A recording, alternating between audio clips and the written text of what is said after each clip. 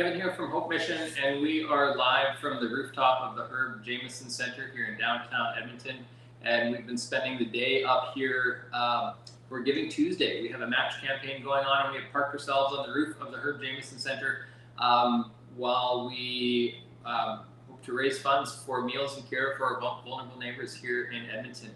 So your donations are being matched today, and you can donate online at hopemission.com, or you can donate over the phone by calling in at 1-855-836-HOPE.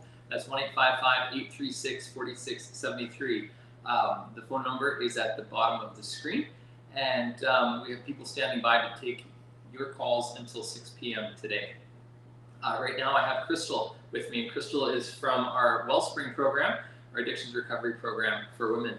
And Krystal, why don't you tell us a little bit about your journey, your life? How did you come to Hope Mission? I suffered a long life of alcoholism, and when I pulled myself out of that, I then kind of just switched it for drug use, unfortunately. Had a few deep tragedies in my life which triggered those, losing my soulmate, having one of my children kidnapped, downward spiraled me, and I was doing things that I never ever in a million years thought I would do. I ended up using heroin, actually. Never thought I would do that. Never even would let people like that into my home.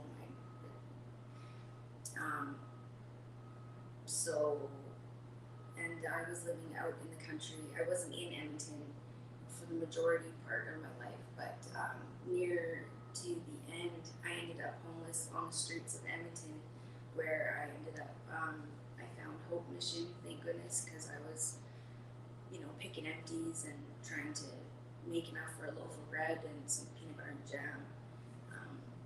But Hope Mission, I was able to feed me. They had the meals a day, and then I was able to find a warm and safe spot to sleep. So they helped me hugely, and that's when I decided I wanted to get sober. So I talked to a doctor, and I had a doctor helping me, and the staff in the Hope Mission Women's Shelter helped me get on this Wellsprings, to do the, what do you call it? I didn't know much about it other than it was a year-long program, and that kind of scared me. I didn't think I could do it a year in recovery. I thought, maybe I could do a 3-4 week one or something, but I signed up for it, and amazingly, I've lasted a year in there now. So I'm in there for a little bit longer, and it's grown me to have a relationship with God, which I didn't have before I was lost. And now I'm sober, and I can see a future with me being back in my children's lives. And I'm a happier person than I was a year and a half ago. I was in a dark place. Yeah, that sounds really scary to have been living on the streets. Not knowing where your next meal is coming from. Absolutely. What's the biggest change in your life from before, when you were picking those bottles for a loaf of bread, to now?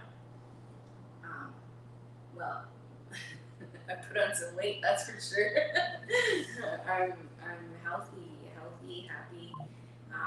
I don't have to look for where my next meal is coming from. It's there, and I have a roof over my head, and I'm safe. So that's a million strides from where I was. Oh, that's amazing.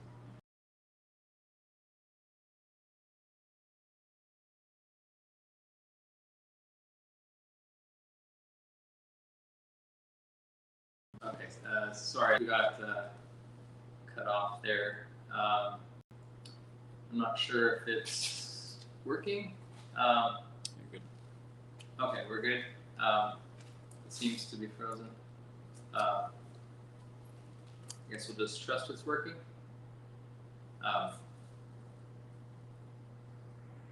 Yeah. Oh.